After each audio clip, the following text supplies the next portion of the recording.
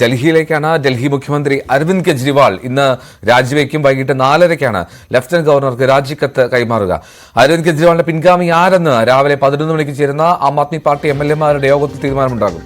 അതിഷി മെർലേന, സുനിത കെജ്രിവാൾ ഉൾപ്പെടെയുള്ളവരുടെ പേരുകൾ ഉയരുന്നുണ്ട്. ആർക്കാണ് സാധ്യത എന്നുള്ളത് കാത്തിരുന്നറിയാം. പക്ഷെ അപ്പോഴും വിവരങ്ങൾ സുവി വിശ്വനാഥ് നൽകും. സുവി, ഈ സാധ്യതകൾ നിരവധി പേരുകൾ വരുന്നുണ്ട്, പക്ഷേ ഒരു മുൻതൂക്കം അതിഷിക്കുണ്ടോ?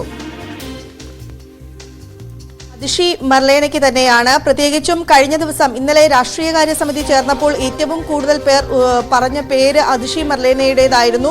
സുനിതയുടെ പേര് പറഞ്ഞുവെങ്കിലും അതിനെ കെജ്രിവാൾ നിരാകരിക്കുകയാണ് ഉണ്ടായത്. ഏതായാലും കെജ്രിവാളിന്റെ പിൻഗാമി ആര് എന്ന കാര്യത്തിൽ ഇന്ന് ഒരു തീരുമാനമാകും.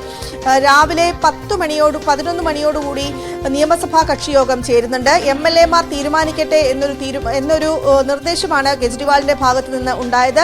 ഇതിൽ കെജ്രിവാളും പങ്കെടുക്കുന്നുണ്ട്. ഈ യോഗത്തിലാണ് ആരായിരിക്കും കെജ്രിവാളിന്റെ പിൻഗാമി എന്ന തീരുമാനമാവുക. വനിതകൾക്ക് മുൻതൂക്കം നൽകുക എന്ന കാര്യത്തിൽ ഒരു സമവായമുണ്ട് എന്നാണ് മനസ്സിലാക്കാൻ സാധിക്കുന്നത്. അങ്ങനെയെങ്കിൽ മമതാ ബാനർജിക്ക് ശേഷം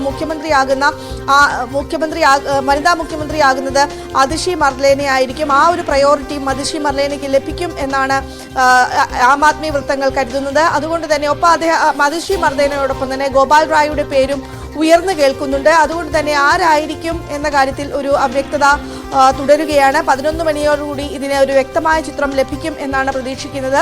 കഴിഞ്ഞ ദിവസമാണ് അരവിന്ദ് കെജ്രിവാൾ രാജിപ്രഖ്യാപനം നടത്തിയത്. പ്രത്യേകിച്ചും അദ്ദേഹത്തിന് ജാമ്യം ലഭിച്ചുവെങ്കിലും കർശനമായ ഉപാധികളായിരുന്നു. ചീഫ് മിനിസ്റ്ററുടെ ഓഫീസിൽ കയറരുത് എന്നതടക്കമുള്ള ഉപാധികളാണ് അരവിന്ദ് കെജ്രിവാളിന് ഉണ്ടായിരുന്നത്. അതുകൊണ്ട് അത് ഭരണനിർവഹണത്തെ ബാധിക്കുന്നു എന്ന ഒരു തോന്നൽ ഉണ്ടാക്കുന്നുണ്ടായിരുന്നു. ഈ ഒരു സാഹചര്യത്തിൽ കൂടിയാണ് അരവിന്ദ് കെജ്രിവാൾ ഒരു രാജിപ്രഖ്യാപനം നടത്തിയിരിക്കുന്നത്. മഹാരാഷ്ട്രയോടൊപ്പം, അതായത് നവംബറിൽ തെരഞ്ഞെടുപ്പ് ഡൽഹിയിൽ നടത്തണം എന്നൊരു നിർദ്ദേശവും അരവിന്ദ് കെജ്രിവാളിന്റെ ഭാഗത്തു നിന്ന് ഉണ്ടായി. എന്നാൽ ഇതിനോട് ഈ ഒരു കാര്യത്തിനോട് ഇലക്ഷൻ കമ്മീഷന് യോജിപ്പില്ല എന്നാണ് മനസ്സിലാക്കാൻ സാധിക്കുന്നത്. ഫെബ്രുവരിയിലാണ് സാധാരണഗതിയിൽ ഡൽഹിയിൽ തെരഞ്ഞെടുപ്പ് നടത്തേണ്ടത്. ഫെബ്രുവരി അത് ഒരുപക്ഷെ ജനുവരി അവസാനത്തേക്ക് നീണ്ടുപോയേക്കാം, അല്ലെങ്കിൽ നവംബറിൽ നടത്താൻ സാധിക്കില്ല. വോട്ടേഴ്സ് ലിസ്റ്റ് ഉൾപ്പെടെ തയ്യാറാക്കേണ്ടതുണ്ട് എന്നൊരു പ്രതികരണമാണ് ഇലക്ഷൻ കമ്മീഷന്റെ ഭാഗത്തു നിന്ന് ഉണ്ടായിരിക്കുന്നത്. ഏതായാലും ഇന്ന് കെജ്രിവാളിന്റെ പിൻഗാമി ആര് എന്ന് നമുക്ക് അറിയാൻ സാധിക്കും. കെജ്രിവാളിന് ഏറ്റവും തലപ്പൊക്കമുള്ള നേതാവാണ് അരവിന്ദ് കെജ്രിവാൾ. അതിനുശേഷം മനീഷ് സിസോദിയ ഉൾപ്പെടെയുള്ളവർ ഉണ്ട് എങ്കിൽ കൂടിയും ആര് എന്നതിലേക്ക് ഒരു വ്യക്തമായ തീരുമാനം ഇന്നുണ്ടാകും.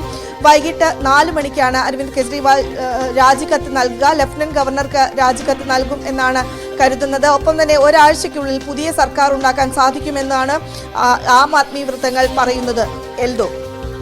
ശരി സുവി, വൈകിട്ട് 4:30-ക്ക് രാജിക്കത്ത് കൈമാറും.